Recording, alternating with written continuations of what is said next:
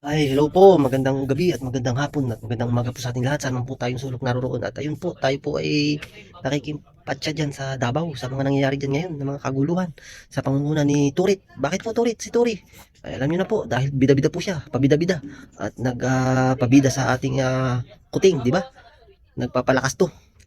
Kaya ang dami niyang dinala dyan, mga aliporis niya. At hindi naman po natin nilalahat na mga kapulisan ay talagang katulad ni Turit, di ba? So,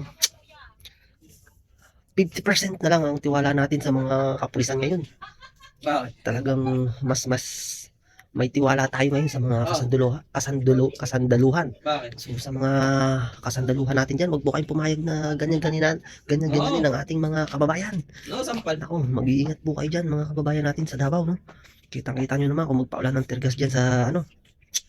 At fully armored po ang ating pulis diyan, no. Talagang gustong-gusto na nilang mahuli si Pastor Kibuloy at talagang ginibahan nila ang gate ng compound ni Kibuloy at umaasa silang si Kibuloy ay naandyan sa compound na yan.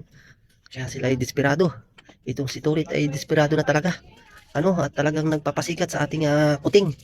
Itong si Kuting ay nananahimik sa pangyayaring ito, di ba? Maraming mga nasaktan diyan.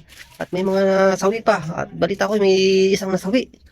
Grabe, wala silang sinisino-sino ngayon ha. Ang pag-asa na lang natin ay ang mga kasanduluhan, ang ating mga militar. Sa mga pulis, wala po tayong maasahan dyan sa mga yan. 50% dyan, masasama. Yung mga 50, 40, ang mabubuti na lang.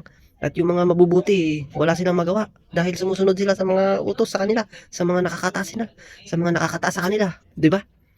Saka, doon sa mga kapulisan po natin dyan, kung alam nyo pong mali ang mga pinagagawa sa inyo, wag po kayong sumunod. Yun lang po. Isipin niyo po yung mga kababayan natin. Sila po ang nagpapasahod sa inyo. Kami ang nagpapasahod sa inyo. Yung mga tax namin. Yung mga sinusuot nyo. Sa amin po galing yan. Sa tax namin. Kami ang nagpapasahod. Ang taong bayan po ang nagpapasahod sa inyo. Kaya protektahan niyo po ang taong bayan. Hindi yung mga commander dyan na wala namang ibang inutos kundi mga pang-aabuso sa kanilang kapangyarihan. Grabe po si Tulit, no? Ilang libo ang dinalan dyan sa Davao. Yung panghuling si Pastor Kibuloy. Malis na po kayo dyan, no? Ideklara nyo na yung paid ang inyong pag-uwi. Parang hulog kayo Kibuloy.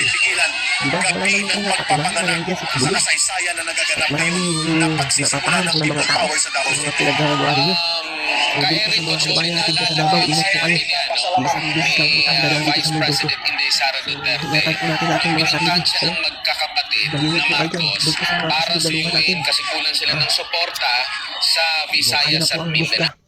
Ang taong bayan po ang mas nananaig na nagtitiwala kayo sa mga military at hindi sa mga kapulisan. 40% na lang po ang mga kabayan natin naniniwala at nagtitiwala sa mga kapulisan.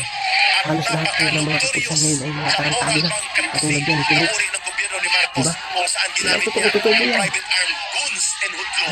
Saludo po tayo dapat sa mga kasundaluhan natin dyan. Ipagtahan po natin ating mga kabayan. Hindi po, ang balik na lang po. Salamat at pag-iingat po kayo dyan. Sabi, kung sila po dyan sa Davao.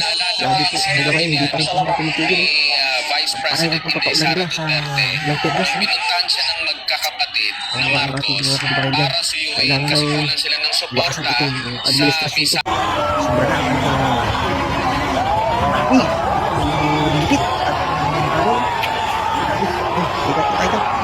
Dito na po. Ay, promise. Ano nangyayari dyan? Ano po, hindi po tayo lagi. Hindi po. God bless.